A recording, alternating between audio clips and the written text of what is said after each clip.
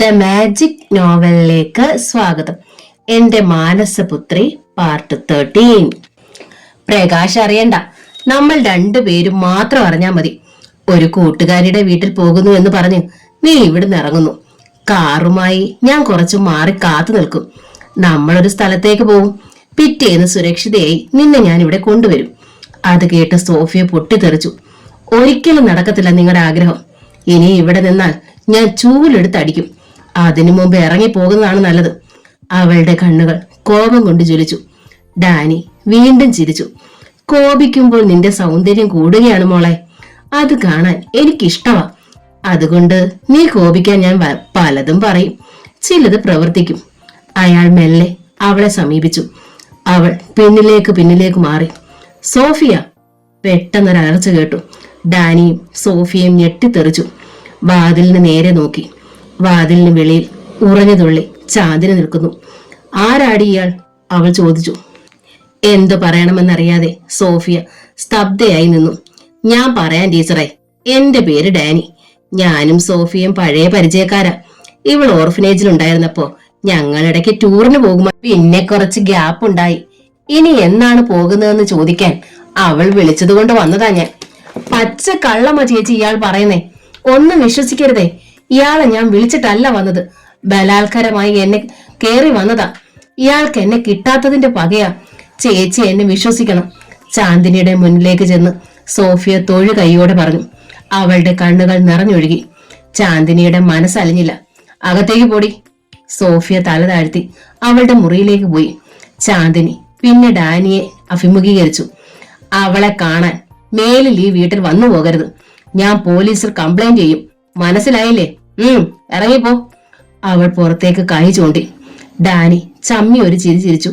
ചൂടാകാതെ sister, ഞാൻ ഇവിടെ സ്ഥിരതാമസത്തിനൊന്നും വന്നതല്ല, പോവാണ്. പക്ഷേ സോഫി ഇവിടെ ഉള്ളിടത്തോളം കാലം സൗകര്യം കിട്ടുമ്പോഴൊക്കെ ഞാൻ ഇങ്ങനെ ഇവിടെ വരും. തൽക്കാലം പോവാണ്.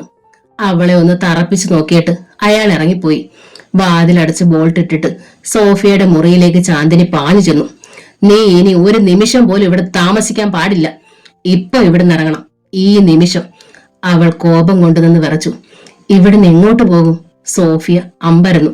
എനിക്ക് പ്രകാശ് സാറിനോടൊന്ന് സംസാരിക്കണം, അവൾ പറഞ്ഞു. എന്നാൽ ഇപ്പൊ തന്നെ വിളിക്ക്, ചാന്ദിനി നിർബന്ധിച്ചു. സോഫിയ ഫോൺ എടുത്ത് പ്രകാശിന്റെ നമ്പർ ഡയൽ ചെയ്തു. എന്താ സോഫിയ? ഒന്നും മനസ്സിലാകാതെ അയാൾ ചോദിച്ചു. എനിക്ക് ഈ വീട്ടിൽ താമസിക്കാൻ വയ്യ. ചില പ്രശ്നങ്ങളുണ്ടായി, കാണുമ്പോ സംസാരിക്കാം. ഇങ്ങോട്ട് വരണ്ട, ഞാൻ കോളേജ് ലൈബ്രറിയിൽ വരാം. ശരി. സോഫിയ അപ്പോൾ തന്നെ കോളേജ് ലൈബ്രറിയിലേക്ക് പോയി. അവൾ ചെന്ന് അല്പനേരം കഴിഞ്ഞപ്പോൾ പ്രകാശ് വന്നു. പുറത്ത് വരാന്തയിൽ ഇറങ്ങി നിന്ന് അവൾ സംസാരിച്ചു. നടന്ന സംഭവങ്ങളെല്ലാം സോഫിയ അയാളോട് പറഞ്ഞു. പ്രകാശ് ചിന്താമഗ്നനായി. സാരമില്ല, ഞാൻ നിന്നെ ഏതെങ്കിലും ഹോസ്റ്റലിലേക്ക് മാറ്റാം. നീ സമാധാനപ്പെടു സോഫിയ, അയാൾ അവളെ ആശ്വസിപ്പിച്ചു. വേണ്ട സാർ, ഹോസ്റ്റലിൽ വന്ന് അയാൾ എന്നെ ശല്യപ്പെടുത്തും. എങ്കിൽ അവനെ ഞാൻ കൈകാര്യം ചെയ്യും. പ്രകാശ് കോപാകുലനായി. വഴക്കിനൊന്നും പോകണ്ട സാർ, എന്നെ സാമുവൽ സാറിന്റെ വീട്ടിൽ കൊണ്ടുവന്ന് വിട്ടാൽ മതി. അവിടെ ഞാൻ സുരക്ഷിതയാണ്. സ്വന്തം വീട് പോലെ. അവരുടെയൊക്കെ സ്നേഹം എനിക്ക് അവിടെ കിട്ടും. ആലോചിച്ചപ്പോൾ അതൊരു നല്ല അഭിപ്രായമാണെന്ന് പ്രകാശിന് തോന്നി. സാമുവൽ സാറും റോസമ്മയും നല്ലവരാണ്. ആ നാട്ടിൻ പുറത്ത് സോഫി ആരും ഉപദ്രവിക്കാൻ ചെല്ലുകയില്ല. ഇടയ്ക്കൊക്കെ അവളെ കാണാൻ പോകാം. എന്നും ഫോണിൽ സംസാരിക്കാം. ശരി സോഫിയ, നമുക്ക് ഇന്ന് തന്നെ പോകാം. പ്രകാശ് ചെന്ന് ബോബനുമായി സംസാരിച്ചു. കുര്യോക്കോസ് അച്ഛന്റെ അനുവാദവും വാങ്ങി. സാമുവൽ സാറിനെ വിളിച്ച് സംസാരിച്ചപ്പോൾ സന്തോഷമായിരുന്നു അദ്ദേഹത്തിന്. അന്ന് തന്നെ സോഫിയെ സാമുവൽ സാറിന്റെ വീട്ടിൽ പ്രകാശ് കൊണ്ടുവന്നാക്കി. റോസമ്മ അവളെ കെട്ടിപ്പിടിച്ച് സ്വീകരിച്ചു. സ്വന്തം വീട്ടിൽ തിരിച്ചെത്തിയതുപോലെ സോഫിയയ്ക്ക് ആഹ്ലാദം അനുഭവപ്പെട്ടു. ഒറ്റയ്ക്കാണെന്ന് വിഷമിക്കൊന്നും വേണ്ട. അടുത്ത ഞായറാഴ്ച ജോളി മംഗലാപുരത്തുനിന്ന് വരും. അപ്പോൾ നിനക്കിവിടെ കൂട്ടുകാരിയും കിട്ടും മോളെ, സാമുവൽ സാർ പറഞ്ഞു. സോഫിയെ ഞാൻ ഇവിടെ ഏൽപ്പിക്കുകയാണ്, പ്രകാശ് പറഞ്ഞു. പ്രകാശ് ധൈര്യമായിട്ട് പോ. സാമുവൽ സാർ അവളുടെ കാര്യം ഏറ്റെടുത്തു. കാറിനടുത്തേക്ക് പ്രകാശിനോടൊപ്പം സോഫിയ ചെന്നു. എന്തെങ്കിലും പ്രയാസമുണ്ടായാൽ എന്നെ അറിയിക്കണം, അയാൾ പറഞ്ഞു. എനിക്ക് ഇവിടെ ഒരു ദുഃഖം ഉണ്ടാവില്ല സാർ. എങ്കിൽ ഞാൻ പോയിട്ട് വരാം. അവൾ തല കുലുക്കി. പ്രകാശിന്റെ കാർ കണ്ണിൽ നിന്നും മറയും വരെ സോഫിയ നോക്കി നിന്നു. ഓഫീസിലായിരുന്നു ഗ്ലോറിയ. തോബിയാസിനെ കുറിച്ച് ഒരു വിവരവും കിട്ടുന്നില്ല. അയാൾ എവിടേക്കാണ് അപ്രത്യക്ഷനായതെന്ന് മനസ്സിലാക്കാൻ കഴിയുന്നില്ല. അയാളെ കൂടി കയ്യിൽ കിട്ടണം, എങ്കിലേ തന്റെ വിജയം പൂർണ്ണമാകും. ഇനി എന്താണ് ചെയ്യേണ്ടതെന്ന് ഐസക് അങ്കിളുമായി ആലോചിക്കണം.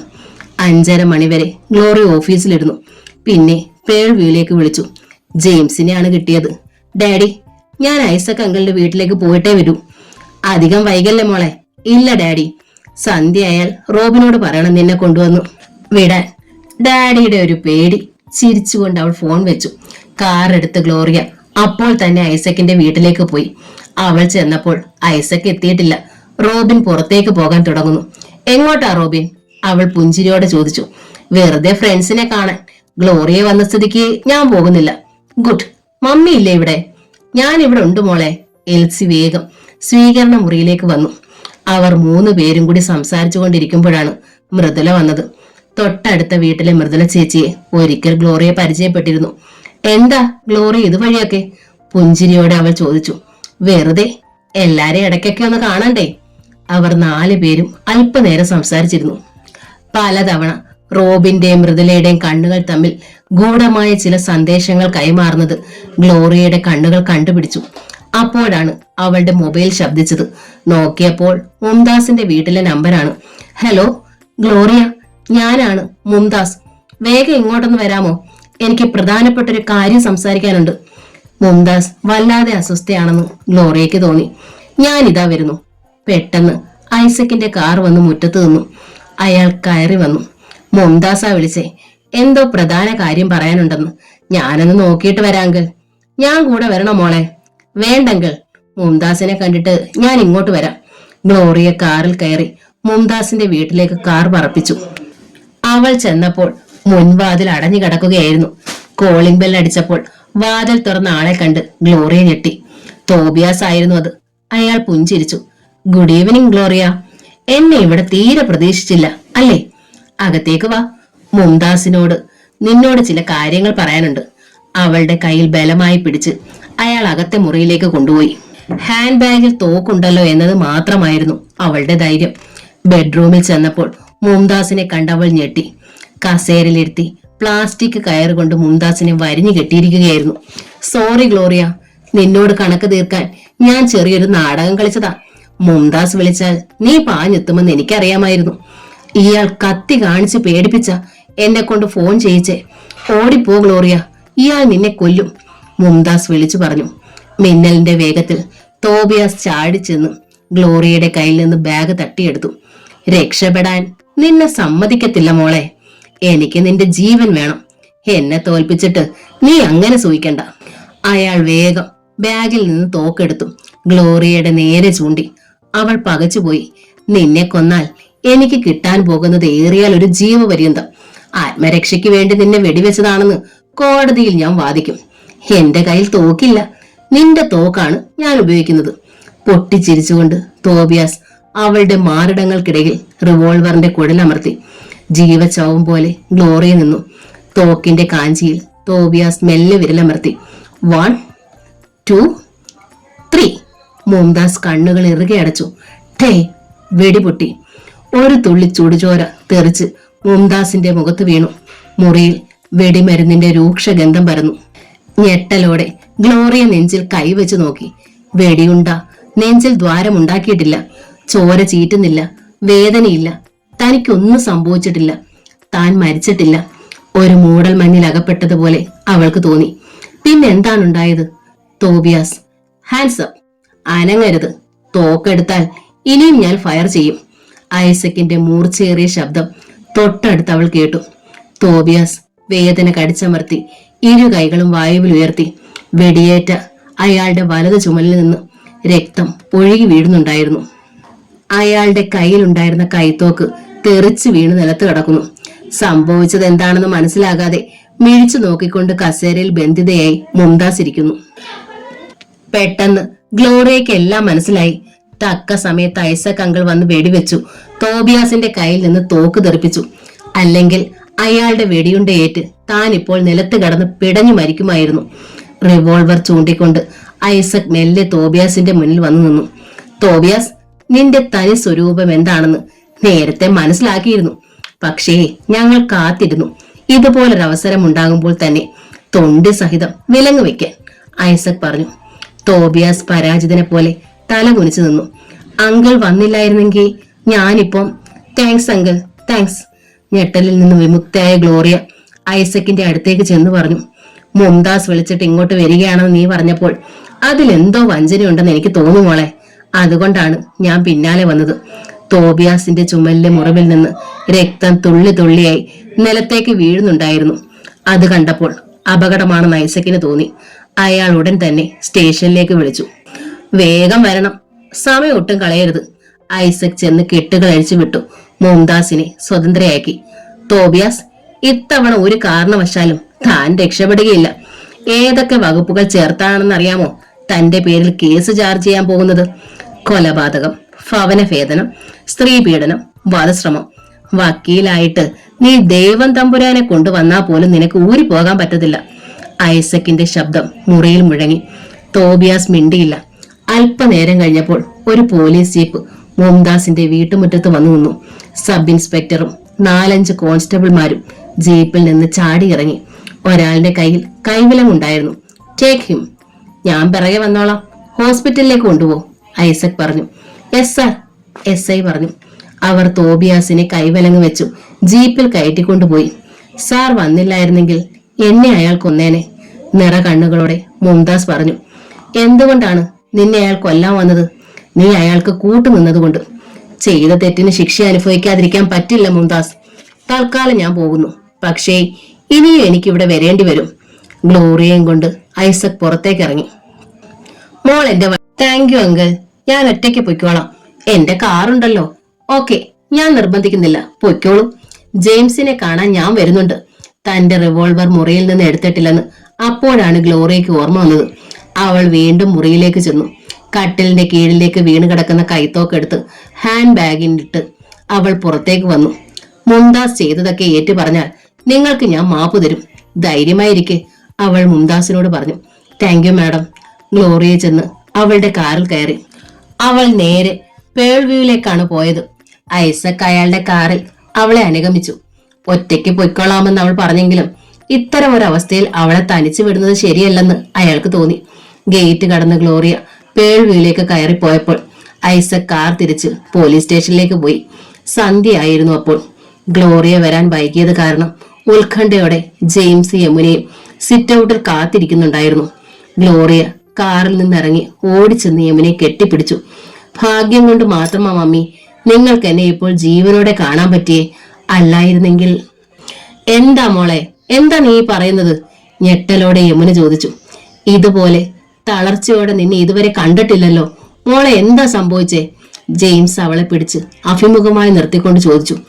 എല്ലാം പറയാം, രണ്ടുപേരും വാ.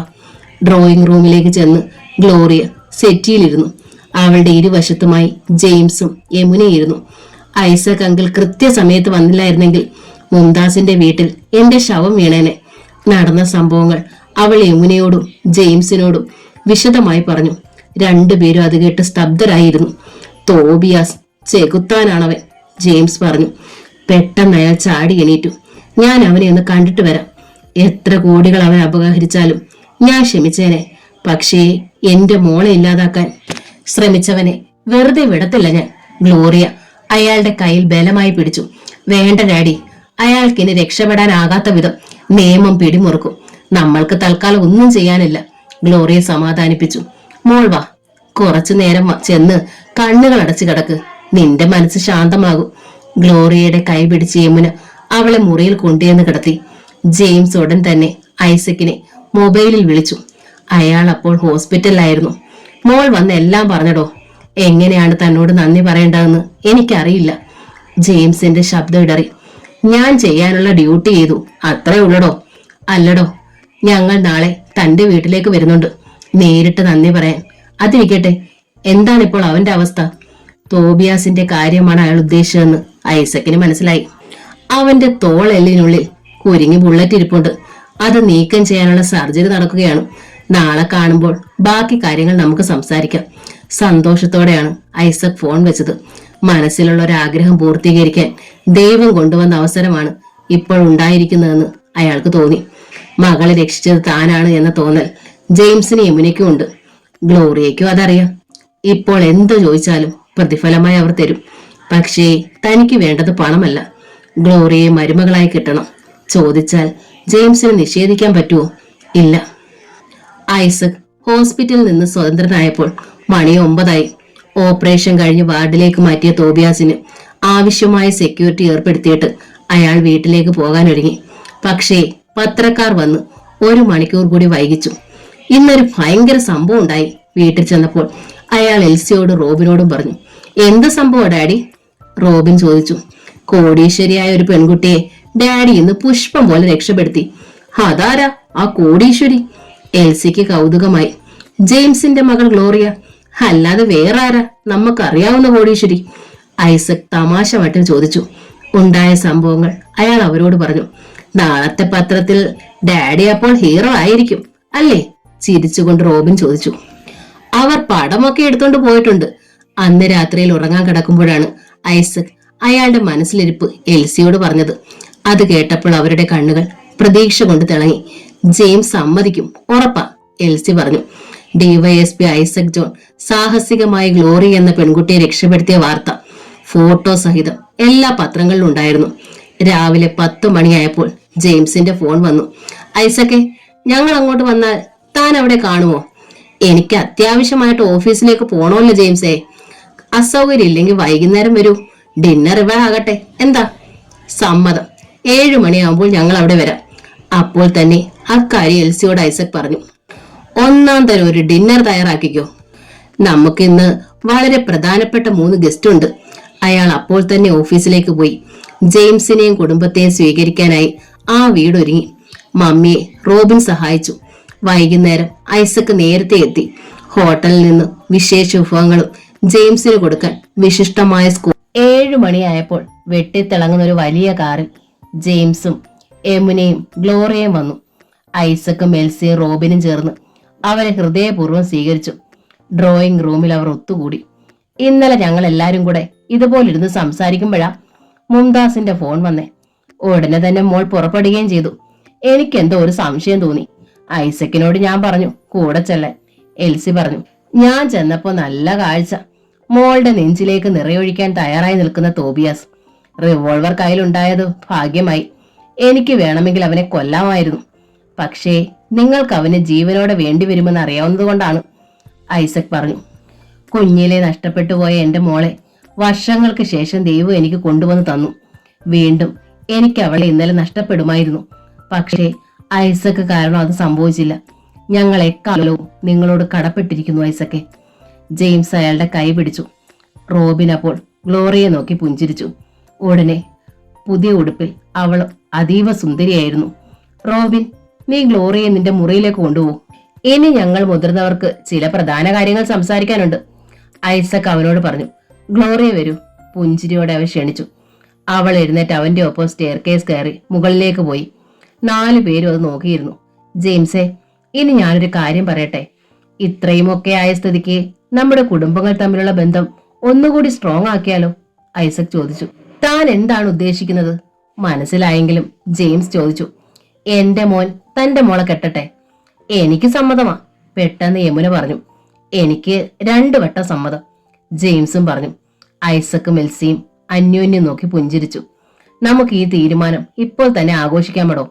ഐസക് ചെന്ന് സ്കോച്ച് വിസ്കി എടുത്തു കൊണ്ടുവന്നു. എൽസി ഐസും സോഡയും മറ്റു വിഭവങ്ങളും കൊണ്ടുവന്നു. ആഘോഷം തുടങ്ങി. ഡിന്നർ കഴിഞ്ഞ് ജെയിംസ് യമുനയും ഗ്ലോറിയയും പേൾ വ്യൂവിൽ എത്തിയപ്പോഴാണ് മണി 10 കഴിഞ്ഞു. അപ്പോഴാണ് ഗ്ലോറിയയ്ക്ക് ആ വാർത്ത പറഞ്ഞത്. ഞങ്ങൾ നിന്റെ കാര്യത്തിൽ ഒരു തീരുമാനമെടുത്തു മോളെ. റോബിനെ കൊണ്ട് നിന്നെ കെട്ടിക്കാമെന്ന് ഞങ്ങൾ ഐസക്കിന് വാക്കു കൊടുത്തു. ഗ്ലോറിയ ഞെട്ടി. ഡാഡി എന്താ ഈ പറയുന്നേ? ആ മന്ദബുദ്ധിയെ ഞാൻ കെട്ടാനോ? എനിക്കത് ആലോചിക്കാൻ പോലും വയ്യ. ഇത്തവണ ജെയിംസും യമുനയുമാണ് ഞെട്ടിയത്. മന്ദബുദ്ധിയോ? ഇക്കൊല്ലം അവൻ എഞ്ചിനീയറിംഗ് പാസ്സാവും. കാണാൻ സുന്ദരനല്ലേ, നല്ല ആരോഗ്യമുണ്ട്. പിന്നെന്താ മോളെ അവന് കുഴപ്പം? ജെയിംസ് ചോദിച്ചു. അവന്റെ തലയ്ക്കകത്ത് ഒന്നുമില്ല ഡാഡി. എന്റെ ഹസ്ബൻഡായി അവനെ സങ്കല്പിക്കാൻ പോലും എനിക്ക് സാധിക്കില്ല. പക്ഷെ മോളെ, റോബിന്റെ പപ്പ കാരണമാണ് നീ ഇന്ന് ജീവിച്ചിരിക്കുന്നത്. അത് നമ്മൾ മറക്കാൻ പാടില്ല. അവർ അങ്ങനെ ഒരു ആഗ്രഹം പറഞ്ഞപ്പോൾ ഞങ്ങൾ സമ്മതിച്ചു പോയതാണ്. പപ്പ പറഞ്ഞ വാക്കിന് വിലയുണ്ട് മോളെ. യമുന അവളെ മയപ്പെടുത്താൻ ശ്രമിച്ചു. എന്റെ അഭിപ്രായം കൂടി ചോദിച്ചിട്ട് വേണമായിരുന്നു മമ്മി ഇക്കാര്യത്തിൽ ഒരു തീരുമാനമെടുക്കാൻ. അവന്റെ ഭാര്യയായി ജീവിക്കുന്നതിലും ഭേദം തോബിയാസിന്റെ വെടിയേറ്റു മരിക്കുന്നതായിരുന്നു. ഗ്ലോറിയെ പിന്നെ ഒരു അക്ഷരം പോലും പറയാതെ അവളുടെ മുറിയിലേക്ക് ഓടിപ്പോയി. ജെയിംസ് യമുനയും സ്തബ്ധരായി നിന്നു. വൈകുന്നേരം കോളേജ് വിട്ട് വരുന്ന വഴി സംഗീത വീഡിയോ ഷോപ്പിന് മുന്നിൽ റോബിൻ ബൈക്ക് നിർത്തി. അവന്റെ സുഹൃത്ത് സുഭാഷിന്റെ വീഡിയോ ഷോപ്പാണത്. സുഭാഷ് ആയിരുന്ന കടയിൽ അവർ അല്പനേരം സംസാരിച്ചിരുന്നു. എടാ, പുതിയ സാധനം വല്ലതും വന്നിട്ടുണ്ടോ? റോബിൻ ഒടുവിൽ ശബ്ദം താഴ്ത്തി ചോദിച്ചു. ഒരെണ്ണം വന്നിട്ടുണ്ട്, പക്ഷെ ഇവിടില്ല, വീട്ടിൽ വെച്ചേക്കുവാ. നിന്റെ ഡാഡിയെ പോലുള്ള കശ്മലമാർ എപ്പോഴാ റെയ്ഡിന് വരുന്നതെന്ന് അറിയാൻ പറ്റത്തില്ലല്ലോ. ഫോറിനാണോടാ? അല്ല, നല്ല ഒറിജിനൽ മലയാളം, വള്ളുവനാടൻ ബ്യൂട്ടികൾ അഭിനയിച്ചത്. റോബിന് ഹരം കയറി. വാടാ, നിന്റെ വീട്ടിലേക്ക് പോകാം, അതെടുത്തതാ, നിന്നെ തിരിച്ച് ഇവിടെ കൊണ്ടാക്കാം. റോബിന്റെ നിർബന്ധം സഹിക്കാൻ വയ്യാതെ സുഭാഷ് അവന്റെ ബൈക്കിന്റെ പിന്നിൽ കയറി. വീട്ടിൽ ചെന്ന് ആ CD എടുത്ത് റോബിനെ ഏൽപ്പിച്ചു. റോബിൻ വീട്ടിൽ ചെന്നപ്പോൾ എൽസി എങ്ങോട്ടോ പോവാൻ തയ്യാറാവുകയായിരുന്നു. മമ്മി എവിടെ പോവാ? സൂപ്പർ മാർക്കറ്റിൽ പോണം, നീ വരുന്നോ? ഇല്ല, എനിക്ക് കുറച്ച് എഴുതാനുണ്ട്. എൽസി പോയി കഴിഞ്ഞപ്പോൾ അവൻ ഫോൺ എടുത്ത് മൃദുലയെ വിളിച്ചു. വരുന്നോ? ഞാൻ ഒറ്റയ്ക്കാണ്, മമ്മി സൂപ്പർ മാർക്കറ്റിൽ പോയി. വരാം. മൃദുല അപ്പോൾ തന്നെ വന്നു. നൈറ്റിയായിരുന്നു അവളുടെ വേഷം. അവൾ സ്റ്റെയർ കേസ് കയറി റോബിന്റെ മുറിയിലേക്ക് പോയി. വിചാരിച്ചതിന് നേരത്തെ ഷോപ്പിംഗ് കഴിഞ്ഞ് എൽസി തിരിച്ചെത്തി. പുറത്ത് മൃദുലയുടെ ചെരുപ്പുകൾ കടക്കുന്നത് അവർ കണ്ടു. സാധാരണ താനില്ലാത്തപ്പോൾ അവൾ വരാറില്ല, ഇന്ന് എന്തു പറ്റി? എൽസി വാതിൽ തുറന്ന് ഡ്രോയിങ് റൂമിലേക്ക് കയറി. അവിടെ മൃദുല ഉണ്ടായിരുന്നില്ല. താഴെ ഒരു മുറിയിലും അവളെ കണ്ടില്ല. എൽസിക്ക് പന്തികേട് തോന്നി. അവർ സ്റ്റെയർ കേസ് കയറി മുകളിലേക്ക് ചെന്നു. റോബിന്റെ മുറി അടഞ്ഞു കിടക്കുകയായിരുന്നു. ഉള്ളിൽ മൃദുലയുടെ അമർത്തിയ ചിരി കേട്ടു. എൽസി ഞെട്ടിപ്പോയി. അവർ വാതിലിൽ മുട്ടി വിളിച്ചു. റോബിൻ, വാതിൽ തുറക്ക്.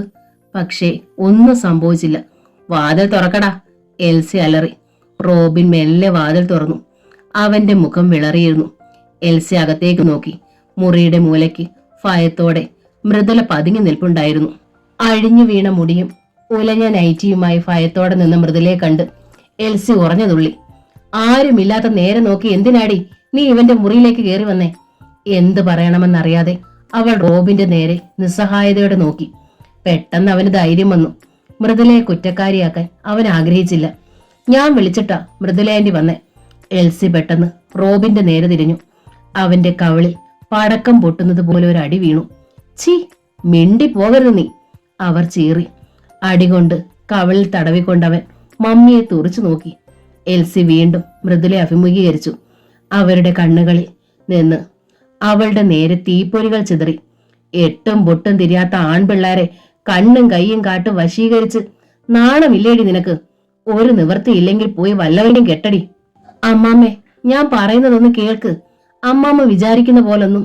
മൃദുല നിരപരാധിത്വം പ്രകടിപ്പിക്കാൻ ശ്രമിച്ചു. മിണ്ടരുത്, എനിക്കൊന്നും കേൾക്കണ്ട.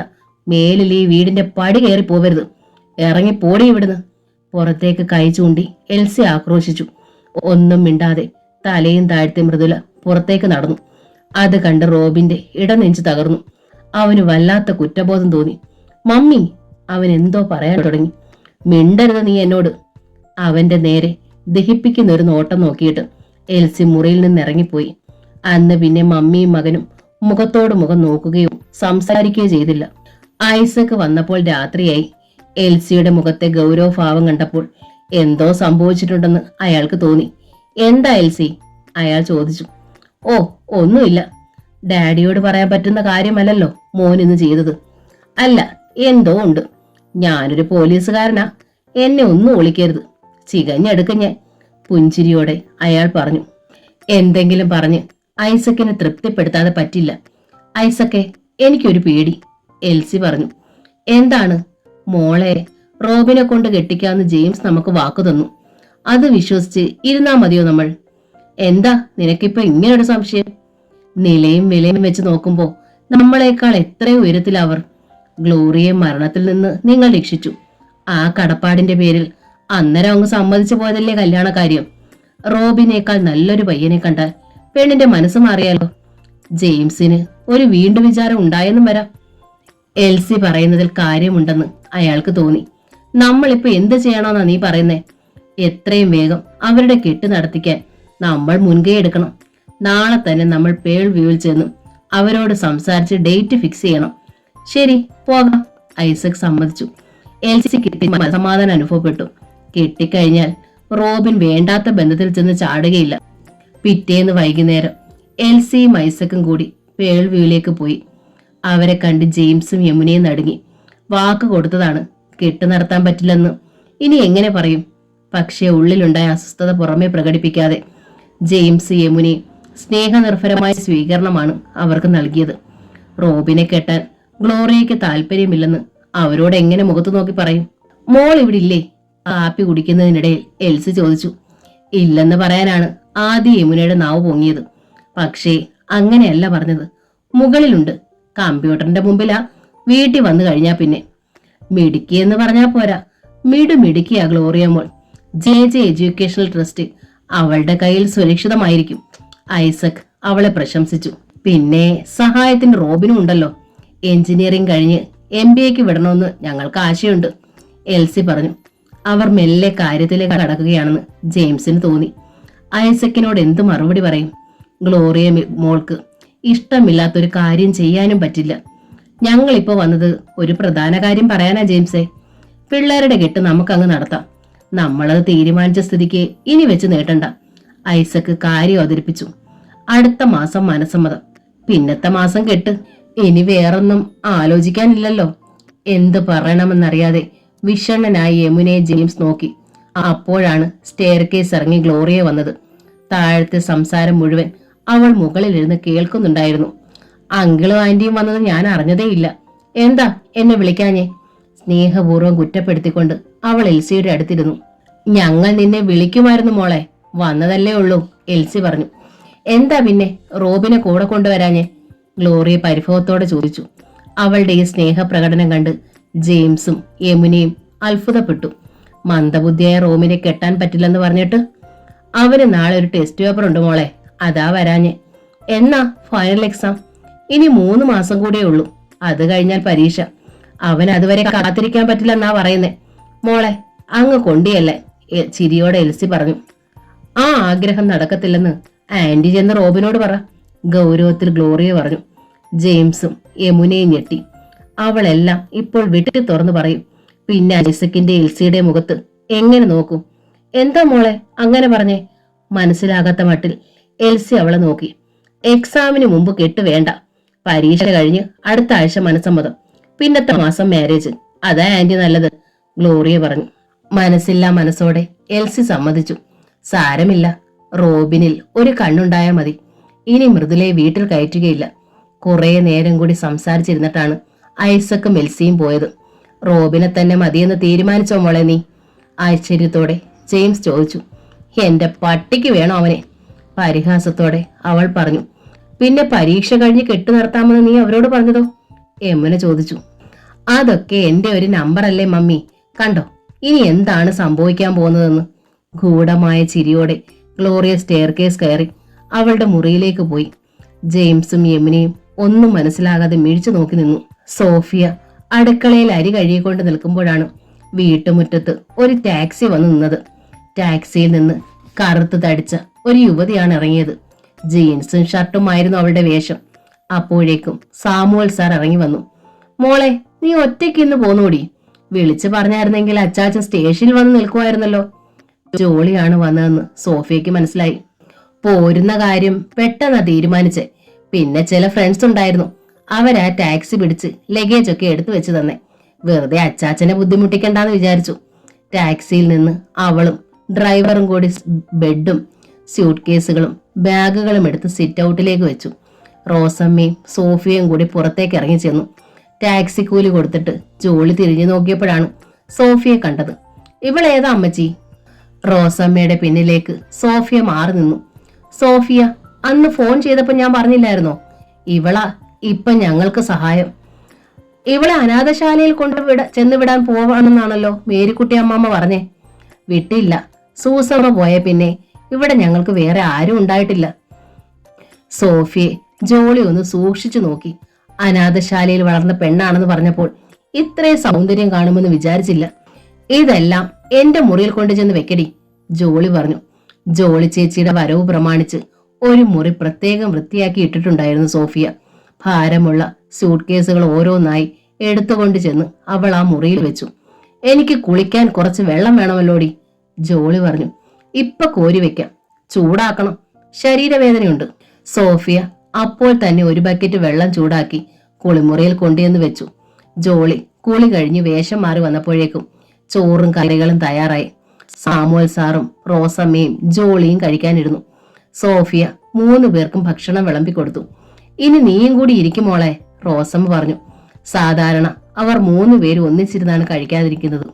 അവൾ പിന്നീട് ഇരുന്നോളൂ, നമുക്ക് വിളമ്പിത്തരുന്നത് പിന്നെ ആരാ? ജോളിക്കത് ഇഷ്ടപ്പെട്ടില്ല. ഞാൻ പിന്നെ കഴിച്ചോളാം അമ്മച്ചി, സോഫിയ പറഞ്ഞു. അവൾ ഭക്ഷണം കഴിച്ച പാത്രങ്ങളെല്ലാം കഴുകി വെച്ചിട്ട് അടുക്കളയിൽ ഇരുന്നു കൊണ്ടാണ് സോഫിയ ചോറുണ്ടത്. അപ്പോൾ മംഗലാപുരത്തെ വിശേഷങ്ങൾ പറഞ്ഞുകൊണ്ട് സ്വീകരണ മുറിയിൽ ഇരിക്കുകയായിരുന്നു ജോളിയും സാമുവൽ സാറും റോസമ്മയും. അതൊക്കെ കേൾക്കണമെന്നുണ്ടായിരുന്നു സോഫിയയ്ക്ക്. അടുക്കളയിലെ ജോലികളൊക്കെ അവസാനിപ്പിച്ച് സോഫിയ വന്നപ്പോൾ ജോളി ഉറക്കമായിരുന്നു.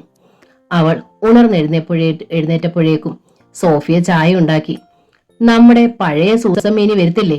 ചായ കുടിക്കുമ്പോൾ ജോളി ചോദിച്ചു. ഇല്ല മോളെ, അവളുടെ കെട്ട് തീരുമാനിച്ചെന്നാ അറിഞ്ഞേ, റോസമ്മ പറഞ്ഞു. ഇനി എന്തുവാ നിന്റെ പ്ലാൻ? സാമുവൽ സാർ ചോദിച്ചു. റിസൾട്ട് ഉടൻ വരും. എന്തായാലും ഇവിടെ എങ്ങും ജോലി ചെയ്യാൻ എന്നെ കിട്ടത്തില്ല. ഇംഗ്ലണ്ടിലേക്ക് പോണോന്നാ എന്റെ ആഗ്രഹം, ജോളി പറഞ്ഞു. PSC നേഴ്സിംഗ് ആയതുകൊണ്ട് അതൊക്കെ പറ്റും. പക്ഷേ അതിനൊക്കെ ഒത്തിരി സമയമെടുക്കത്തില്ലേ മോളെ? നമ്മുടെ പുത്തൻപറമ്പിലെ ഉലഹന്നാന്റെ ഇളയ മോൻ സാജൻ ഇപ്പം കുവൈറ്റില. അവൻ അടുത്ത ആഴ്ച 1 മാസത്തെ ലീവിന് വരും. നിന്റെ കാര്യം ഉലഹന്നാൻ ചോദിച്ചിരുന്നു. സാജനെ പെട്ടെന്ന് ജോളിക്ക് ഓർമ്മ വന്നു. ജാൻസി മാമയുടെ കൂടെ കോളേജിൽ പഠിച്ചതാണ്. അന്ന് സ്പോർട്സ് ചാമ്പ്യൻ ആയിരുന്നു. കാണാൻ നല്ല സുന്ദരൻ. പുള്ളിക്ക് അവിടെ എന്നതാ അച്ചാച്ച ജോലി? അവൾ ചോദിച്ചു. വലിയൊരു ഹോസ്പിറ്റൽ റേഡിയോളജിസ്റ്റാ. ചെന്നാൽ ഉടനെ അവിടെ തന്നെ ജോലിയും കിട്ടും. അത് കൊള്ളാമെന്ന് ജോളിക്ക് തോന്നി. കുവൈറ്റിൽ നിന്ന് വേണമെങ്കിൽ ലണ്ടനിലേക്കോ അമേരിക്കയിലേക്കോ പോകാം. സാജനെ പോലൊരു സുന്ദരനെ കിട്ടുക എന്നതും നിസ്സാര കാര്യമല്ല. കുവൈറ്റിൽ പോകാനും എനിക്കിഷ്ടാ, അവൾ പറഞ്ഞു. ആ സംസാരമെല്ലാം അടുക്കളയിൽ നിന്നുകൊണ്ട് സോഫിയ കേൾക്കുന്നുണ്ടായിരുന്നു. അവൾക്കപ്പോൾ പ്രകാശിനെ ഓർമ്മ വന്നു. 2 ദിവസമായി സാർ ഫോൺ ചെയ്തിട്ട്. ചിലപ്പോൾ ഇന്നോ നാളെയോ വിളിച്ചേക്കും. ജോളി ചേച്ചി വന്ന കാര്യം അപ്പോൾ പറയണം. പിറ്റേന്നാണ് പ്രകാശ് അവളെ വിളിച്ചത്. സാമുവൽ സാർ അല്പനേരം സംസാരിച്ചിട്ട് സോഫിയെ വിളിച്ച് റിസീവർ കൊടുത്തു. നിനക്ക് സുഖം തന്നെയല്ലേ സോഫിയ? അയാൾ ചോദിച്ചു. സുഖമാണ് സാർ, ഒരു പ്രയാസവും ഇല്ല. സാമുവൽ സാർ റോസമ്മ അമ്മച്ചിയും നല്ലവരാണ്. അവിടെ നിനക്കൊരു ബുദ്ധിമുട്ടും ഉണ്ടാകത്തില്ലെന്ന് എനിക്കറിയാം. സാറിന്റെ ഏറ്റവും ഇളയ മോൾ ജോളി ചേച്ചി വന്നിട്ടുണ്ട്. സാമുവൽ സാർ പറഞ്ഞു അക്കാര്യം. ചിലപ്പോ 1 മാസത്തിനകം ജോളി ചേച്ചിയുടെ കെട്ട് നടക്കും. പുള്ളിക്ക് കുവൈറ്റിലാ ജോലി. നമ്മുടെ കെട്ട് എന്നാണെന്ന് എന്താ നീ ചോദിക്കാത്തെ? സമയമാകുമ്പോൾ നടക്കും. എനിക്കതിൽ പേടിയൊന്നുമില്ല സാർ. അടുത്ത മാസം ഒരു കോഴ്സിന് ഞാൻ മൈസൂറിൽ പോകുന്നുണ്ട്. 24 ദിവസം കഴിഞ്ഞ് വരും. അത് കഴിഞ്ഞ് നമ്മുടെ കാര്യത്തിൽ പെട്ടെന്നൊരു തീരുമാനം ഉണ്ടാകും. അത് മതി സാർ. സന്തോഷത്തോടെയാണ് സോഫിയ റിസീവർ വെച്ചത്. അവൾ തിരിഞ്ഞു നോക്കിയപ്പോൾ പിന്നിൽ ജോളി ഉണ്ടായിരുന്നു. ആരാടി വിളിച്ചേ? പ്രകാശ് സാർ. അതാരാ? എന്നെ കെട്ടാൻ പോകുന്ന ആളാ, ലജ്ജയോടെ സോഫിയ പറഞ്ഞു. അവളെ തറപ്പിച്ചൊന്നും നോക്കിയതല്ലാതെ ജോളി ഒന്നും പറഞ്ഞില്ല. ഒരാഴ്ച കഴിഞ്ഞപ്പോൾ പുത്തൻപറമ്പിലെ സാജൻ അയാളുടെ മൂത്ത അളിയൻ ജോണിയുമൊത്ത് ജോളിയെ പെണ്ണ് കാണാൻ വന്നു. സോഫിയാണ് കാപ്പിക്ക് വിഭവങ്ങൾ ഉണ്ടാക്കിയത്. ബൈക്കിൽ സാജനും ജോണിയും വന്നിറങ്ങിയപ്പോൾ അടുക്കളയുടെ ജനാലയിൽ കൂടി അവൾ സാജനെ കണ്ടു. നല്ല സുന്ദരൻ. ജോളി ചേച്ചി ഭാഗ്യവതിയാണ്. ഊണുമുറിയിൽ വെച്ചാണ് പെണ്ണ് കാണൽ ചടങ്ങ് നടന്നത്. ജോണിയും സാമുവൽ സാറും റോസമ്മയും സംസാരിക്കുന്നതും ചിരിക്കുന്നതും അവൾ കേട്ടു. നിങ്ങൾക്കൊന്നും സംസാരിക്കാൻ ഇല്ലയോടാ? ജോണി ഒടുവിൽ സാജനോട് ചോദിച്ചു. നിങ്ങളൊക്കെ സംസാരിച്ചല്ലോ, അത് മതി, സാജൻ പറഞ്ഞു. ജോളിക്ക് വല്ലതും സംസാരിക്കാനുണ്ടോ മോളെ? ജോണി ചോദിച്ചു. അവൾ ചിരിച്ചതേ ഉള്ളൂ.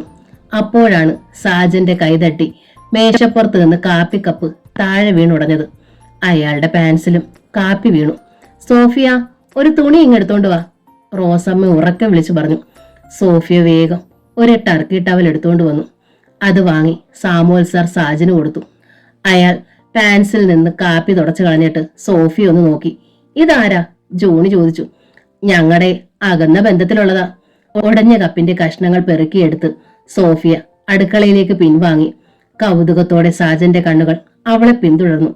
നാളെ നിങ്ങൾ ആരെങ്കിലും അങ്ങോട്ട് വാ, ജോണി പറഞ്ഞു. അവർ പോകാനായി ഇറങ്ങി. ബൈക്ക് സ്റ്റാർട്ട് ചെയ്യുമ്പോൾ സാജന്റെ കണ്ണുകൾ വെറുതെ എന്ന മട്ടിൽ ജനാലകൾ തോറും പരതി. അന്ന് വൈകുന്നേരം പുത്തൻ പറമ്പിൽ നിന്ന് സാമുവൽ സാറിനെ കാണാൻ ഉലഹന്നാൻ വന്നു. സാമുവൽ ക്ഷമിക്കണം, സാജന് ഇഷ്ടപ്പെട്ടത് ഇവിടെയുള്ള സോഫിയയെ. അവളെ കെട്ടാനാണ് അവന്റെ ആഗ്രഹം. സാമുവൽ സാറിന്റെ മുഖം മങ്ങി. അത് നടക്കത്തില്ല ഉലഹന്നാനെ, അവളുടെ കെട്ട് ഉറച്ചു കഴിഞ്ഞതാ. എന്നാ പിന്നെ ഞാൻ ഇറങ്ങട്ടെ. ഉലഹന്നാൻ യാത്ര പറഞ്ഞിറങ്ങിപ്പോയി. സാമുവൽ സാർ തിരിഞ്ഞു നോക്കിയപ്പോൾ പിന്നിൽ ജോളി നിൽക്കുന്നുണ്ടായിരുന്നു. കോപം കത്തിയിരിക്കുന്ന അവളുടെ കണ്ണുകൾ കണ്ട് അയാൾ നടുങ്ങി.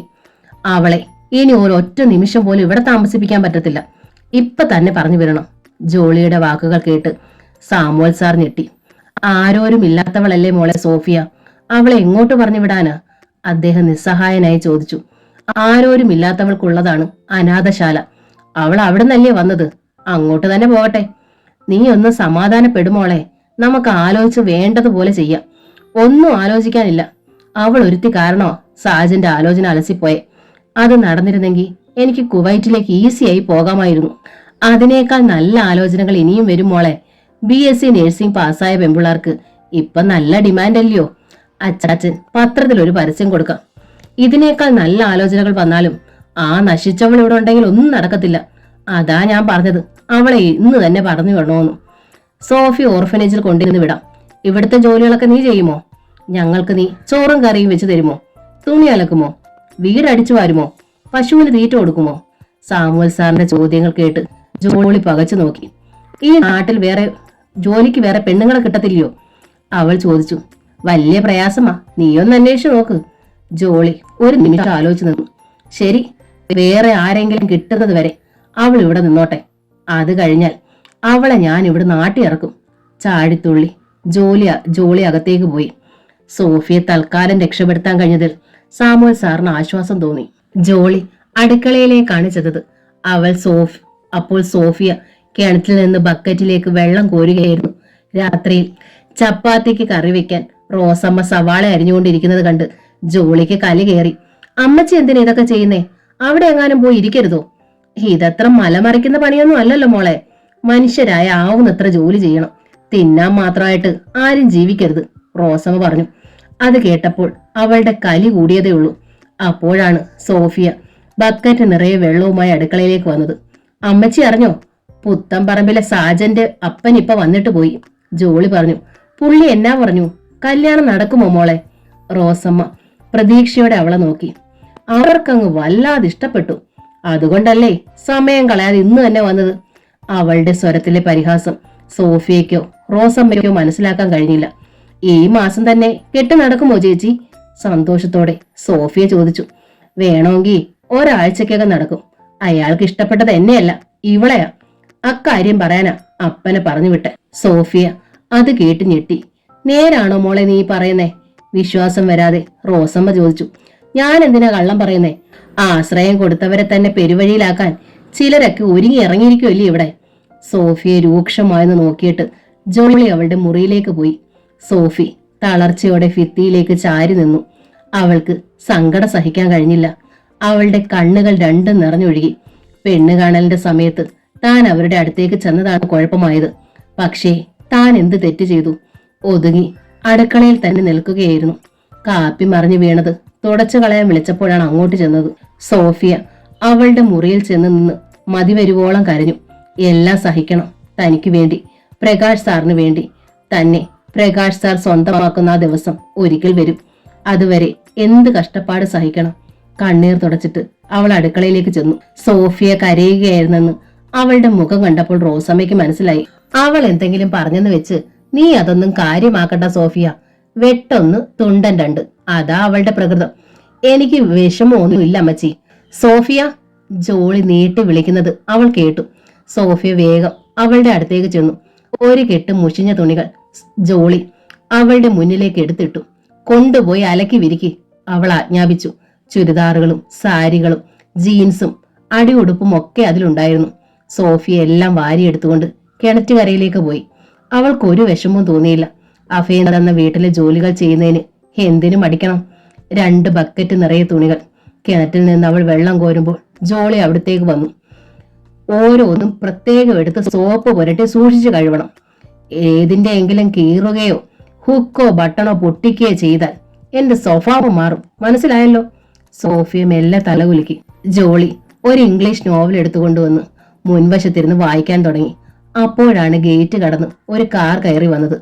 ജോളി മുഖം ഉയർത്തി നോക്കി. കറുത്ത ഗ്ലാസ് ധരിച്ച സുമുഖനായ ചെറുപ്പക്കാരനാണ് കാറിൽ നിന്ന് ഇറങ്ങിയത്. ജോളി അയാളെ ആരാധനയോട് നോക്കി. എന്തൊരു സൗന്ദര്യമാണ് അയാൾക്ക്! ജോളിയല്ലേ? പടികൾ കയറി വന്ന് അയാൾ പുഞ്ചിരിയോടെ ചോദിച്ചു. അതെ, ആരാണ്? മനസ്സിലായില്ല. വേഭതു ഗാത്രയായി അവൾ ചോദിച്ചു. എന്റെ പേര് പ്രകാശ്. ഞാൻ സോഫിയെ കാണാൻ വന്നതാ. ജോളി വരുന്ന കാര്യം അവൾ പറഞ്ഞിരുന്നു. പ്രകാശ്, സോഫിയെ കെട്ടാൻ പോകുന്ന കോളേജ് ലെക്ചർ. ജോളിക്ക് വിശ്വസിക്കാൻ കഴിഞ്ഞില്ല. ഇത്ര സുന്ദരനായ ഒരാളെയാണോ ആ അനാഥ പെണ്ണിന് കിട്ടാൻ പോകുന്നേ? ജോളിയുടെ മുഖത്തെ പ്രസന്നത മാഞ്ഞു. സാമുവൽ സാർ ഇല്ലേ ഇവിടെ? പ്രകാശ് ചോദിച്ചു. ഉണ്ട്, വിളിക്കാം. അവൾ വേഗത്തിൽ അകത്തേക്ക് കയറിപ്പോയി. സോഫിയ അറിഞ്ഞു കാണില്ലേ താൻ വന്നത്? പ്രകാശ് സംശയിച്ചു. അറിഞ്ഞെങ്കിൽ ഓടി വന്നേനെ. പെട്ടെന്ന് സാമുവൽ സാർ മുൻവശത്തെ മുറിയിലേക്ക് വന്നു. അല്ല, ഇതാര്? പ്രകാശോ? ഇരിക്കൂ, സന്തോഷത്തോടെ അദ്ദേഹം പറഞ്ഞു. എന്തായി സാറേ ജോളിയുടെ കല്യാണക്കാര്യം? കുവൈറ്റിൽ ജോലിയുള്ളൊരു പയ്യന്റെ ആലോചന വന്നിട്ടുണ്ടെന്ന് ഫോൺ ചെയ്തപ്പോ സോഫിയ പറഞ്ഞായിരുന്നു. സാമുവൽ സാറിന്റെ മുഖം മങ്ങി. അത് നടക്കത്തില്ല. അതെന്താ? അവർക്ക് ജോളിയെ ഇഷ്ടപ്പെട്ടില്ല. അത് കേട്ടപ്പോൾ പ്രകാശിന് വിഷമം തോന്നി. സാരമില്ല സാറേ, നല്ല ആലോചനകൾ ഇനിയും വരും. അയാൾ സാമുവൽ സാറിനെ സമാധാനിപ്പിച്ചു. അല്പനേരം അവർ പലതും സംസാരിച്ചിരുന്നു. പക്ഷേ സോഫിയെ കാണാനായിരുന്നു പ്രകാശിന് ധൃതി. അത് മനസ്സിലാക്കി സാമുവൽ സാർ എഴുന്നേറ്റു. പ്രകാശ് ഇരിക്കെ, ഞാൻ സോഫിയെ വിളിക്കാം. അദ്ദേഹം വീടിന്റെ പിൻവശത്തേക്ക് ചെന്നു. കഴുകിയ വസ്ത്രങ്ങൾ കിണറ്റുകരയിൽ നിന്നുകൊണ്ട് ഒലച്ച് പിഴിയുകയായിരുന്നു സോഫിയ. സാമുവൽ സാർ അവളെ ഒന്ന് നോക്കി. മുടി പാറിപ്പറന്ന്, ഉടുപ്പുകൾ വെള്ളം വീണ് കുതിർന്ന്. മോളെ, പ്രകാശ് വന്നിട്ടുണ്ട്. പെട്ടെന്ന് അവളുടെ മുഖത്ത് പൂർണ്ണ ചന്ദ്രൻ ഉദിച്ചു. എപ്പോൾ വന്നു? കാറിന്റെ ശബ്ദം കേട്ടതേ ഇല്ലായിരുന്നു. കുറച്ചു നേരമായി. ഈ നനഞ്ഞ ഉടുപ്പൊക്കെ മാറിയിട്ട് പോയാ മതി കേട്ടോ. തല കുലുക്കിയിട്ട് അവൾ മുറിയിലേക്ക് ഓടി. മുറിയിൽ ചെന്ന് വാതിലടച്ച് അവൾ നനഞ്ഞത് ഊരി മാറ്റി വേറെ വസ്ത്രങ്ങൾ ധരിച്ചു. എന്നിട്ട് കണ്ണാടിയിൽ നോക്കി മുടിയൊന്ന് ചീകി വെച്ചു. സോഫിയ വേഗം പുറത്തേക്ക് വന്നു. അപ്പോൾ വാതിലിനടുത്ത് ജോളി നിൽക്കുന്നുണ്ടായിരുന്നു. അധിക നേരം സൊള്ളാൻ നിൽക്കണ്ട, ഇവിടെ ഇഷ്ടം പോലെ പണിയുണ്ട്, അവൾ കടുപ്പിച്ചു പറഞ്ഞു. തലയൊന്ന് കുലുക്കിയിട്ട് പ്രകാശിന്റെ അടുത്തേക്ക് സോഫിയ ചെന്നു.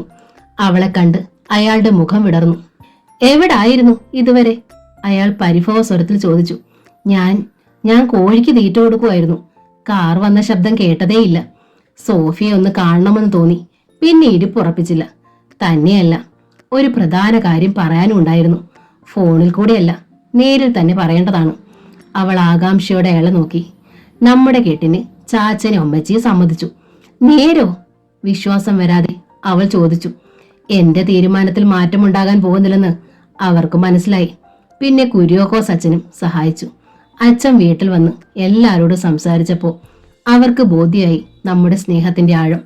സന്തോഷം കൊണ്ട് സോഫിയയുടെ കണ്ണുകൾ നിറഞ്ഞു. പക്ഷേ എനിക്ക് പേടിയാ സാർ, അവൾ പറഞ്ഞു. ഇനി എന്തിനാ പേടിക്കുന്നേ? എന്നെ അവർ സന്തോഷത്തോടെ സ്വീകരിക്കുമോ? കാൽക്കാശിന് ഗതിയില്ലാത്ത ഈ അനാഥ പെണ്ണിനെ മരുമകളായി മനസ്സുകൊണ്ട് സ്വീകരിക്കാൻ അവർക്ക് കഴിയുമോ? അത്തരം ആശങ്കകളൊന്നും വേണ്ട. നിന്നെ കാണാൻ അവർ ഇവിടെ വരും. അന്നേരം നിനക്ക് കാര്യങ്ങൾ മനസ്സിലാവും. അവൾ ഒന്നും മിണ്ടിയില്ല.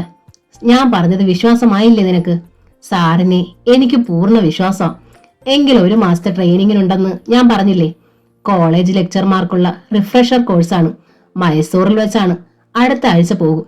അത് കഴിഞ്ഞ് വന്നിട്ടേ ഇനി ചിലപ്പോ കാണാൻ പറ്റൂ, പ്രകാശ് പറഞ്ഞു. എന്നാലും അവിടുന്ന് വിളിക്കാൻ പറ്റില്ലേ? ഇടയ്ക്കൊക്കെ വിളിക്കാം. അകത്ത മുറിയിൽ നിന്നുകൊണ്ട് ജോളി 2 തവണ ചുമച്ചു. സോഫിയ അത് ശ്രദ്ധിച്ചു. സാർ വന്നിട്ട് കുറച്ചു നേരമായില്ലേ? ഇനി വേണമെങ്കിൽ പൊയ്ക്കോ. എന്താ, എന്നെ പറഞ്ഞു വിടാൻ ധൃതിയായോ? ചിരിച്ചുകൊണ്ട് അയാൾ ചോദിച്ചു. അയ്യോ അതല്ല.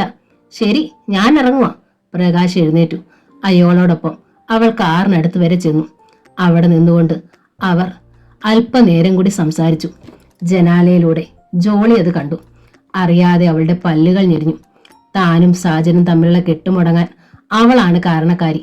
അതിന് പകരം വീട്ടണം. പ്രകാശും അവളും തമ്മിലുള്ള കെട്ട് നടക്കാൻ പാടില്ല. എന്തെങ്കിലും ഒരു വഴി കണ്ടുപിടിക്കണം. രാവിലെ ഉറക്കമുണർന്ന് വെറുതെ കിടക്കുമ്പോൾ എൽസിയുടെ കണ്ണുകൾ ഭിത്തിയിൽ തൂങ്ങുന്ന കലണ്ടറിലേക്ക് ചെന്നു. 17-ാം തീയതിക്ക് ചുറ്റും അവൾ മഷി കൊണ്ട് ഒരു വൃത്തം വരച്ചിട്ടുണ്ട്. ശനിയാഴ്ച അന്ന് ഐസക്കിന്റെ ബർത്ത്ഡേ ആണ്. ഇത്തവണ അത് പതിവിലും ഗംഭീരമായി ആഘോഷിക്കണമെന്ന് അവൾ തീരുമാനിച്ചു. ഐസക് ജോഗിങ്ങിന് പോയിരിക്കുകയാണ്. രാവിലെ 5 മണിക്ക് ഉണരും. ഷോർട്സും ക്യാൻവാസ് ഷൂസും ധരിച്ച് 1 മണിക്കൂർ എന്നും ഓടും. എൽസി എഴുന്നേറ്റ് കിച്ചണിൽ ചെന്ന് കാപ്പി ഉണ്ടാക്കി. 6 മണി കഴിഞ്ഞപ്പോൾ ഐസക് വന്നു. ഈ ശനിയാഴ്ച ബർത്ത്ഡേ ആണ്, ഓർമ്മയുണ്ടോ? കളിയായി അവൾ ചോദിച്ചു. ഞാൻ മറന്നാലും നീ ഓർത്ത് വെക്കാറുണ്ടല്ലോ. കാപ്പി വാങ്ങിക്കൊണ്ട് അയാൾ പറഞ്ഞു. ഇത്തവണ ഇത്തിരി വിപുലമായി ആഘോഷിക്കണം. ജെയിംസിനെയും ഫാമിലിയെയും വിളിക്കണം, എൽസി പറഞ്ഞു. സാധാരണ ബർത്ത്ഡേകളെല്ലാം ഐസക്കും എൽസിയും റോബിനും മാത്രമുള്ള ആഘോഷമായി ഒതുങ്ങുകയാണ് പതിവ്. നീ വിളിക്ക്, എനിക്ക് അതിനൊന്നും നേരമില്ല, ഐസക് പറഞ്ഞു. ഞാൻ വിളിച്ചോളാം. അന്ന് 11 മണിയായപ്പോൾ ഗ്ലോറിയ എൽസി ഫോണിൽ വിളിച്ചു. മോളെ, ഈ വരുന്ന ശനിയാഴ്ച ഐസക് അങ്കിളുടെ ബർത്ത്ഡേ ആണ്. വൈകുന്നേരം ഡിന്നർ ഉണ്ട്. മോൾ ഡാഡിയും മമ്മിയും ഒത്തുവരണം. ഗ്ലോറിയ ഒരു നിമിഷം ചിന്തിച്ചു. തന്റെ കളി തുടങ്ങാനുള്ള അവസരം വന്നു ചേർന്നെന്ന് അവൾക്ക് മനസ്സിലായി. വരാം ആന്റി, സന്തോഷമുള്ള കാര്യമാണ്. എനിക്ക് ഐസക് അങ്കിളുടെ വീട്ടിലേക്ക് വരുന്നത്. അങ്കിളിന്റെ എത്രാമത്തെ ബർത്ത്ഡേ ആണെന്ന് ഞാൻ ഊഹിച്ചു പറയട്ടെ? പറ മോളെ, എൽസി പ്രോത്സാഹിപ്പിച്ചു. 45. അയ്യോ, തെറ്റി മോൾക്ക്. 50 വയസ്സ് തികയാണ് ഐസക്കിന്. പക്ഷെ അങ്കിളിനെ കണ്ടാൽ അതിലും ചെറുപ്പം ആന്റി. 45 അപ്പുറം തോന്നിക്കത്തില്ല. ഇപ്പോഴും നല്ല സുന്ദരനല്ലേ അങ്കിൾ? ആര് കണ്ടാലും ഒന്നുകൂടെ നോക്കും. എൽസി വെറുതെ ചിരിച്ചു. ശനിയാഴ്ച തീർച്ചയായും ഞങ്ങൾ വരും, ഗ്ലോറിയ പറഞ്ഞു. അവൾ ഉടൻ തന്നെ ഐസക്കിനെ വിളിച്ചു. അങ്കിളിനോട് ഞാൻ പിണക്കമാണ്, അവൾ പരിഭവിച്ചു. എന്താ മോളെ? അയാൾ കൗതുകത്തോടെ ചോദിച്ചു. ഓഫീസിലായിരുന്നു ഐസക് അപ്പോൾ. അങ്കിളിന്റെ ബർത്ത്ഡേ ആന്റി പറഞ്ഞിട്ട് വേണോ ഞാൻ അറിയാൻ? അങ്കിളിന് എന്നോട് നേരിട്ട് പറയാമായിരുന്നു. സോറി മോളെ, എല്ലാ കാര്യങ്ങളും എൽസി ഏറ്റെടുത്തിരിക്കുകയാണ്, അതുകൊണ്ടാണ്. സാരമില്ല, ഇത്തവണ ഞാൻ ക്ഷമിച്ചു. ഇനി മുതൽ നമ്മൾ നേരിട്ടാണ് കാര്യങ്ങളൊക്കെ. ഓക്കെ, ഇനി ഓർത്തോളാം. അവൾ ഫോൺ വെച്ചു. ശനിയാഴ്ച ഐസക്കിന്റെ ബർത്ത്ഡേക്ക് ജെയിംസും യമുനയും ഗ്ലോറിയയും കൂടിയാണ് പോയത്. അവിടെ വേറെ അതിഥികളൊന്നും ഉണ്ടായിരുന്നില്ല. ചെറിയ ആഘോഷം. മെഴുകുതിരി ഊതിക്കെടുത്തുന്നു, കേക്ക് മുറിക്കുന്നു, ഡിന്നർ. ഗ്ലോറിയെ കൊണ്ടുവന്ന സമ്മാനം അവൾ ഐസക്കിന് കൊടുത്തു. ഭംഗിയുള്ളതും വില പിടിച്ചതുമായ ഒരു ഷർട്ടായിരുന്നു അത്. എന്റെ സെലക്ഷനാ. ഇത് ധരിക്കുന്ന അന്ന് എന്നെ കാണാൻ അങ്കിൾ വരണം, അവൾ പറഞ്ഞു. വരാം മോളെ. ഐസക്കും ജെയിംസും 2 ലാർജ് വിസ്കി കഴിച്ചു. ആ നേരത്ത് യമുനയും എൽസിയും ഗ്ലോറിയയും റോബിനും സംസാരിച്ചിരുന്നു. ഇടയ്ക്ക് ഐസക്കിന്റെ അടുത്തേക്ക് ഗ്ലോറിയ പോയി. അവൾ അയാളെ മുട്ടി ഉരുമി നിന്ന് തമാശകൾ പറഞ്ഞു ചിരിച്ചു. എൽസി അത് കാര്യമായി എടുത്തില്ല. ഒടുവിൽ ഡിന്നർ വിളമ്പി. ഐസക്കിന്റെ അടുത്താണ് ഗ്ലോറിയ ഇരുന്നത്. അവൾ അയാളുടെ പ്ലേറ്റിൽ നിന്ന് ഇടയ്ക്ക് ഭക്ഷണം എടുത്തു കഴിച്ചു. ഒടുവിൽ യാത്ര പറയാൻ സമയമായി. അങ്കിൾ ഇങ്ങോട്ടൊന്ന് വന്നേ. ഗ്ലോറിയ ഐസക്കിനെയും കൊണ്ട് അല്പം മാറി നിന്നു. എന്താ മോളെ? അങ്കിളിന് തരാൻ വേണ്ടി ഞാനൊരു ഹാൻഡ് കർച്ചീഫ് തുന്നിക്കൊണ്ട് വന്നിട്ടുണ്ട്. അതെന്റെ സ്പെഷ്യൽ സമ്മാനമാണ്. ഹാൻഡ് ബാഗിൽ നിന്ന് ഒരു വെള്ള സിൽക്കിന്റെ ഒരു കർച്ചീഫ് എടുത്ത് ഗ്ലോറിയ അയാൾക്ക് കൊടുത്തു. താങ്ക് യു മോളെ. ഐസക് അത് ഷർട്ടിന്റെ പോക്കറ്റിൽ വെച്ചു. എൽസി അത് ശ്രദ്ധിച്ചു. എല്ലാവരും യാത്ര പറഞ്ഞു പോയി. ഡൈനിങ് ടേബിളിൽ നിന്ന് പ്ലേറ്റുകളെല്ലാം എടുത്ത് എൽസി കഴുകി വെച്ചിട്ട് ബെഡ്റൂമിൽ ചെന്നപ്പോഴേക്കും ഐസക് ഉറങ്ങിക്കഴിഞ്ഞിരുന്നു. അയാളുടെ ഷർട്ടിന്റെ പോക്കറ്റിൽ നിന്ന് വെള്ള കർച്ചീഫ് തല നീട്ടുന്നുണ്ടായിരുന്നു. എൽസി അത് എടുത്തു നോക്കി. വയലറ്റ് നിറമുള്ള നൂലുകൊണ്ട് അതിൽ ചില വാക്കുകൾ തുന്നിയിട്ടുണ്ടായിരുന്നു. I love you uncle, Gloria. അതിൽ നോക്കി എൽസി മിഴിച്ചു നിന്നു. അവൾ എവിടെയോ ഒരു അപകടം മണത്തു. ഫോണിന്റെ റിസീവർ എടുത്ത് ഐസക്കിന്റെ വീട്ടിലെ നമ്പർ ഗ്ലോറിയ ഡയൽ ചെയ്തു. സമയം 5:30 അപ്പോൾ. ആ നേരത്ത് ഐസക് വീട്ടിലുണ്ടാവുകയില്ലെന്നും അയാൾ രാവിലെ ജോഗിങ്ങിന് പോയിരിക്കുകയാണെന്നും അവൾക്കറിയാമായിരുന്നു. അവൾ പ്രതീക്ഷിച്ചതുപോലെ എൽസിയാണ് ഫോൺ എടുത്തത്. ഹലോ, ഗുഡ് മോർണിംഗ് ആന്റി, ഇത് ഞാനാണ്, ഗ്ലോറിയ. അങ്കിളിനൊന്ന് കൊടുക്കാമോ? അവളുടെ ആ വിളി എൽസിക്ക് ഒട്ടും ഇഷ്ടപ്പെട്ടില്ല. നേരം വെളുക്കും മുമ്പേ പെണ്ണ്. അങ്കിൾ രാവിലെ എക്സസൈസ് ചെയ്യാൻ പോയല്ലോ മോളെ. എങ്കിലും പ്രസന്നത നടിച്ച് എൽസി പറഞ്ഞു.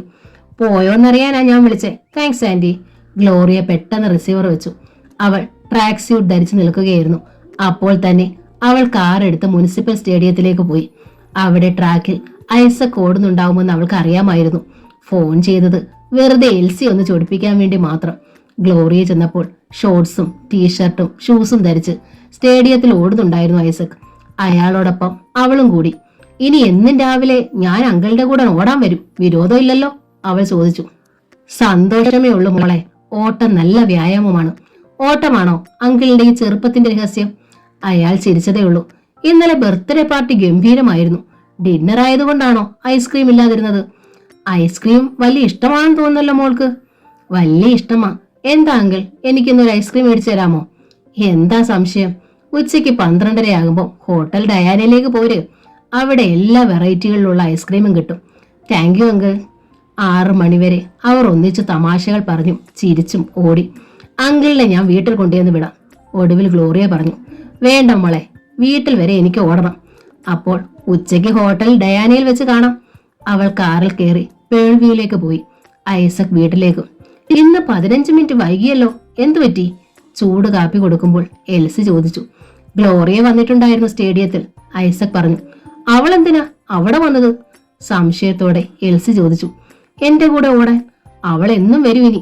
മനസ്സിന്റെ ആരോഗ്യം മാത്രമല്ല, ശരീരത്തിന്റെ ആരോഗ്യത്തിന്റെ കാര്യത്തിലും അവൾക്ക് ശ്രദ്ധയുണ്ട്. മിടുക്കി അവൾ. നമ്മുടെ മരുമകളായി അവളെ കിട്ടുന്നത് വലിയ ഭാഗ്യമാടി. എൽസി ഒന്നും പറഞ്ഞില്ല. ഉച്ചയ്ക്ക് 12 മണി കഴിഞ്ഞപ്പോഴേക്കും ഐസക്കിന്റെ ഓഫീസിലേക്ക് ഗ്ലോറിയ വിളിച്ചു. ഏമാൻ ബിസിയാണോ? കളിമട്ടിൽ അവൾ ചോദിച്ചു. ഗ്ലോറിയ മോൾ വിളിക്കുമ്പോൾ അങ്കിൾ ഫ്രീ ആകും. ഞാൻ മറന്നിട്ടില്ല, 10 മിനിറ്റിനകം ഡയാനയിൽ എത്തും ഞാൻ. Okay uncle. എന്റെ മാനസപുത്രി എന്ന നോവലിന്റെ ഈ ഭാഗം ഇവിടെ പൂർണ്ണമാവുകയാണ്. അടുത്ത ഭാഗം ഉടൻ തന്നെ അപ്ലോഡ് ചെയ്യുന്നതായിരിക്കും. Thank you.